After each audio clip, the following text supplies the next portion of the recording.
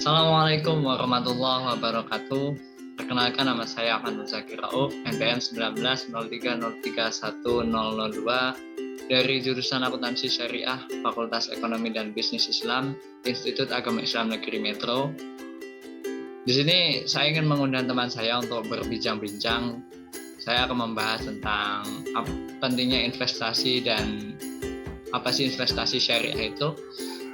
Silakan kepada teman saya bisa hadir dalam perbincangan ini. Baik, perkenalkan nama saya Laura Audi Farenza, MPM 19030032003. Di sini saya juga rekan sekelasnya Ahmad Muzakir Rauf, yaitu kelas Akuntansi Syariah A, Fakultas Ekonomi dan Bisnis Islam, Institut Agama Islam Negeri Metro. Bagaimana kabarnya Laura? Alhamdulillah baik, Zaki. Gimana kabarnya, Ki? Alhamdulillah baik. Masih puasa kan? Alhamdulillah. Oh iya, Ki, ini nih aku punya berita terbaru nih, kan investasi ini lagi marak-maraknya ya di COVID-19 ini. Menurut pandanganmu nih, apa sih pentingnya investasi ini?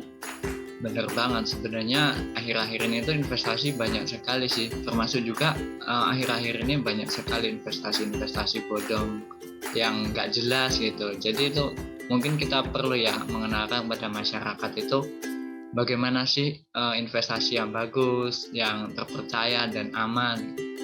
Dan mungkin masyarakat perlu tahu juga bahwa ternyata itu ada investasi syariah. Nah, kita kan sebagai umat Islam hendaknya kita mengikuti ajaran dan tuntunan sesuai dengan syariat Islam, betul kan? Nah, iya. Terus apa sih pentingnya kita berinvestasi itu untuk apa gitu, Ki? Jadi investasi itu sangat penting sekali. Yang pertama, investasi itu jelas melindungi harta. Karena di masa sekarang ini harta yang kita punya itu akan ada inflasi gitu. Jadi nilai inflasi itu akan memangkas nilai uang kita yang semula tinggi menjadi rendah hanya dalam beberapa tahun. Nah, sebagai ilustrasinya saya contohkan dulu nih waktu kita masih kecil, bahkan kakak-kakak kita dulu itu sekolah pun dengan uang saku yang diberikan oleh ibu sebesar berapa mungkin ya. Dulu itu saya masih kisaran 2.000 kalau nggak salah, apa 1.000 ya. Itu tuh sudah dapat banyak sekali jajanan warung yang bisa dibeli. Nah, di tahun sekarang beranjak 15 tahun ke depan aja dengan nominal 1.000 kita ya ibaratnya dapat apa gitu. Siomay aja cuma dapat 1. Nah, maka dari itu itulah yang disebut investasi dari uang. Makanya perlu juga kita untuk berinvestasi. Di samping melindungi dan menjaga harta kita, investasi juga dapat digunakan untuk menabung. Nah, tapi dalam berinvestasi itu jangan sampai kita menghalalkan segala cara. Jadi investasi itu juga sudah diatur dalam Islam sebenarnya. Wow, ini ya sangat menarik sekali ya investasi ini. Tadi Laura dengar ada berbasis syariah ya. Nah, landasan-landasan investasi syariah itu kalau boleh tahu apa aja sih, Ki? Yang jelas dalam Islam semua hukum landasannya berdasarkan Al-Quran dan As-Sunnah. Nah, dalam Islam itu ada 2 hukum pada prinsipnya. Yang pertama itu hukum ibadah, hukum kita terhadap Tuhan kita. Kemudian yang kedua ada hukum muamalah. Nah, ini yang akan kita perbincangkan pada pagi hari ini. Nah, hukum muamalah, hukum antara manusia dengan manusia yang lain. Nah, dalam investasi ini ada aspek-aspek syariah yang harus dilakukan atau harus jangan sampai dilanggar. Yang pertama aspek material. Jadi investasi itu harus bermanfaat, harta kita harus bermanfaat bagi khususnya diri kita maupun orang lain yang menggunakan. Yang kedua aspek kehalalan. Jadi harta kita itu jangan sampai digunakan di hal-hal kemudaratan. Jadi nanti jadinya tidak berkah. Yang ketiga itu ada aspek sosial dan lingkungan. Kita juga selaku umat manusia, penghuni bumi, kita juga harus menjaga lingkungan kita. Jangan sampai apa yang kita lakukan itu merusak. Gitu. Nah, yang keempat ini yang paling penting. Tanpa adanya yang keempat ini bukan disebut investasi syariah. Dan tanpa adanya yang keempat ini harta kita pun tidak akan ada, tidak akan berkah, yaitu aspek pengharapan ridho dari Allah Subhanahu wa taala. Dan itu yang membedakan antara syariah dan konvensional. Nah, jika dilakukan dengan bijak, dana atau harta yang kita investasikan seiring dengan berjalannya waktu itu dapat tumbuh melebihi modal awalnya. Jadi investasi itu berpotensi memberikan keuntungan yang lebih besar jika dibandingkan dengan tabungan di bank-bank konvensional. Jadi seperti itulah untungnya dari investasi itu. Jadi ada 4 landasan yang perlu kita ketahui juga ya di dalam syariah. Nah, tadi ngomong-ngomong modal nih, misalnya Laura punya modal atau meminjamkan modal, tapi nanti suatu saat akan bertambah kan dalam kurun waktu beberapa tahun gitu. Nah, ini termasuk riba nggak sih di dalam investasi syariah tersebut? Nah, itu juga yang jadi permasalahan sebenarnya. Nah, transaksi pinjam-meminjam dengan sistem bunga itu kan haram jelasnya ya. Nah, itu maka sebagai gantinya dilakukan pinjam-meminjam dengan berbagi keuntungan dan kerugian. Jadi penambahan nilai yang didapat oleh kita itu bukan dari bunga, tapi berdasarkan adanya usaha di situ. Baik keuntungan maupun kerugiannya kita bagi bersama-sama. Nah, untuk menghindari bunga, umat Islam tuh makanya didorong untuk berinvestasi. Nah, dalam investasi syariah itu ada 2 pola. Yang pertama pola penyertaan modal dan pola kemitraan. Nah, dalam pola penyertaan modal di sini, modal dengan nominal sekian, kemudian beberapa tahun kemudian nominal tersebut akan bertambah. Nah, di situ kita itu bisa membantu orang lain, jadi adanya si tolong-menolong terhadap kita dan orang lain. Nah, kemudian pola yang kedua yaitu pola kemitraan. Nah, di sini ada akadnya, akad mudharabah dan musyarakah. Hubungan akad mudharabah dan musyarakah nih, Laura pengen tahu nih, mudharabah dan musyarakah sendiri itu perbedaannya apa sih Ki di investasi syariah ini? Memang perbedaannya sangat sedikit sekali sih. Kalau mudharabah itu akad investasi yang dilakukan oleh kedua belah pihak, yaitu pemilik modal selaku sahib atau biasa disebut sahibul mal, dan pengelola modal yang biasa disebut mudharib. Nah, jadi ini banyak sekali dilakukan oleh bank-bank syariah gitu. Jadi bank selaku penyedia modal dan nasabah selaku pengelola modalnya. Kemudian dalam musyarakah itu biasa disebut dengan kongsi atau kemitraan. Jadi kedua belah pihak itu di situ saling bekerja sama, saling membantu, saling bekerja, manajemen baik keuangannya itu secara bersama-sama. Nah, seperti itu perbedaannya, hanya sedikit saja antara mudharabah dan musyarakah. Nah, ini nih gantian nih, saya ingin bertanya pada Laura nih. Banyak sekali sebenarnya yang ingin saya tanyakan. Kan kemarin-kemarin udah belajar nih masalah pasar modal syariah dan investasi syariah tuh di kelas, walaupun online kan. Nah, di sini tahu nggak sih jenis-jenis investasi syariah itu? Oke, gantian ya kalau yang ngomong. Yeah. Jenis investasi syariah tuh lumayan banyak Ki. Di sini ada yang namanya emas, kamu bisa beli emas, terus saham syariah, obligasi syariah atau suku, reksadana, deposito syariah, dan peer-to-peer lending. Untuk emas sendiri itu kamu bisa untuk namanya investasi syariah ini yang sangat bermanfaat karena mengandung banyak kebermanfaatan dan non riba pastinya ya. Kemudian ada saham syariah. Saham syariah itu di mana kita menyetorkan modal dan pengelolaannya sistem syariah. Terus ada obligasi syariah atau sukuk. Ini ISBN yang biasanya dikeluarkan oleh pemerintah. Terus ada reksadana saham syariah ini sudah dilindungi oleh OJK.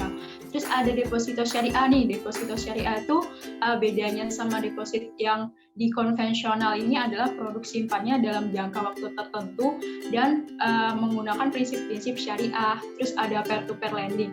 Oh ya, ini menarik nih untuk peer-to-peer lending. Kalau nggak salah, Zaki ini punya usaha bisnis juga ya? Alhamdulillah, dari sekarang udah mulai belajar lah berwirausaha gitu. Oke, mantap. Ini cocok banget nih untuk wirausaha yang merintis kayak kamu nih. Jadi peer-to-peer lending ini nih cocok banget ya untuk UMKM atau pelaku-pelaku usaha yang mana ini bisa sangat-sangat bermanfaat sebagai pemasok modal. Jadi kalau misalnya Jaki itu kekurangan modal, bisa nih pakai investasi peer-to-peer lending syariah gitu, Jaki. Jenis-jenisnya banyak sekali ya berarti ya jenis-jenis investasi syariah itu. Dan di situ tuh kadang kita kan suka bingung bagaimana cara pengelola sumber dana investasi itu, dan apakah perkembangan investasi syariah itu udah ada di Bursa Efek Indonesia gitu.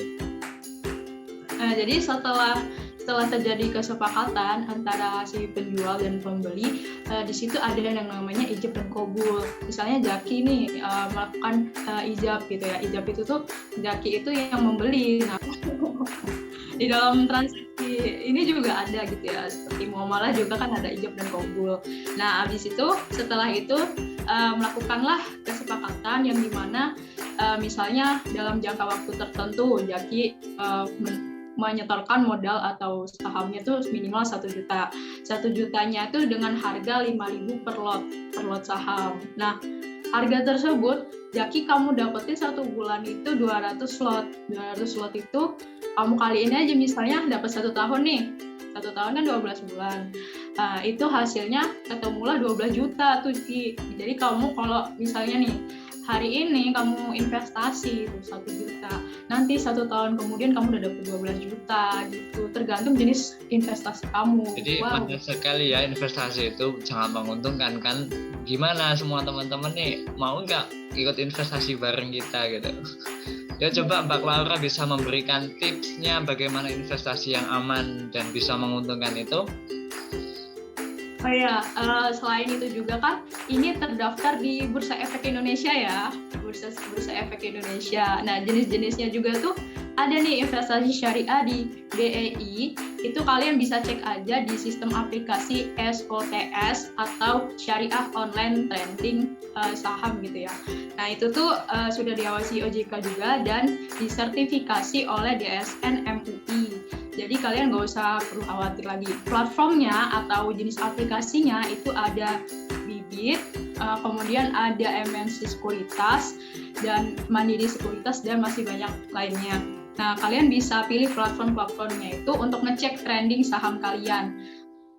Tipsnya untuk pemula, jadi kalian itu pilih dulu jenis kebutuhan kalian itu seperti apa. Misalnya kayak Jaki nih, Jaki kan wirausahawan muda gitu ya, jadi cocok banget untuk peer-to-peer lending yang udah Laura jelasin tadi, karena sangat menguntungkan sebagai pemasok modal awal gitu kan. Nah, kalau misalnya untuk masih mahasiswa kayak kita nih, yang minim modal, belum kerja, belum punya usaha gitu ya, jadi kita pakai reksadana aja, karena Laura saranin pakai reksadana itu minim resiko teman-teman. Nih, Laura aja coba gitu ya. Minimal kalau di reksadana itu 10.000 aja udah dapat saham gitu, teman-teman. Apalagi 100.000 dikalikan per bulan, per tahunnya udah naik berapa persen gitu kan. Nah, kalau misalnya teman-teman punya tabungan lagi nih, minimal ada berapa juta lah, 1 juta ya, minimal 1 juta aja, kalian bisa ikut obligasi saham syariah gitu, pakai sukuk yang namanya SBN atau Surat Berharga Nasional. Ini udah resmi banget dari pemerintah. Pasar modal syariah Indonesia juga udah ngeluarin ini, di OJK juga udah tercantum. Nah, jadi kalian gak usah khawatir, 1 juta ini kalian bisa dapat keuntungan atau timbalan balik bagi hasil sebesar sekian 6,sekian persen. Wah, udah ditanggung pemerintah, udah kita bantu pemerintah juga. Jadi uang obligasi syariah ini atau sukuk syariah ini nantinya akan dikelola oleh negara untuk pembangunan seperti di Universitas Islam seperti kita juga ini dibantu oleh SBN tersebut. Wah, jadi keren banget ya Jaki ya. Harus teman-teman. Banyak sekali ya ternyata keuntungan yang kita dapat nih. Ini berarti teman-teman juga harus segera nih investasi untuk melindungi harta kita tadi tuh. Takut nanti ke depan tuh uang 1 juta nggak ada fungsinya, mungkin 1 juta cuma dapat apa nanti beberapa tahun ke depan. Kalau teman-teman naruhnya cuma di konvensional biasa atau di tempat-tempat rumah biasa gitu ya, 1 juta kan nggak berkembang ya Ki ya. Iya, habis nanti dimakan inflasi itu. Ya, malah melakukan penyusutan aset itu. Jadi kalau misalnya kita investasiin itu per tahun per bulannya tuh naik sekian persen gitu, jadi nggak ada namanya rugi. Itulah.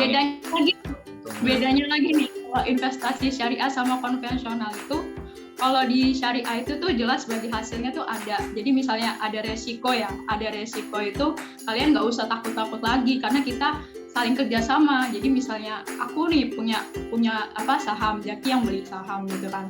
Nah kita ada resiko mengalami kebangkrutan itu nggak salah satu pihak menguntungkan atau merugikan. Jadi kita sama-sama adil gitu di situ. Baik, terima kasih Clara untuk perbincangannya pagi hari ini. Karena keterbatasan waktu, mungkin kita akan bertemu di lain waktu ya. Oke, siap. Dengan pembahasan topik yang lebih wow lagi. Oke, siap. Ditunggu waktunya nanti ke depan. Baik, terima kasih teman-teman semua karena ini sudah hampir menunjukkan waktu yang sangat lama sekali perbincangan kita. Saya mohon maaf, beserta Clara juga mohon maaf apabila kami dalam perbincangan menyinggung hati teman-teman semua dan ada kesalahan. Kami memohon maaf yang sebesar-besarnya. Saya akhiri. Wassalamualaikum warahmatullahi wabarakatuh.